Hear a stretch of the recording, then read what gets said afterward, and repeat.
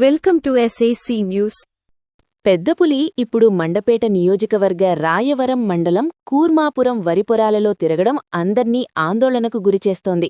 పగలు ఎప్పుడూ పెద్దపులి కనిపించలేదు, కానీ శుక్రవారం ఇలా బహిరంగంగానే తిరగడం అందర్నీ వణుకు పుట్టిస్తోంది.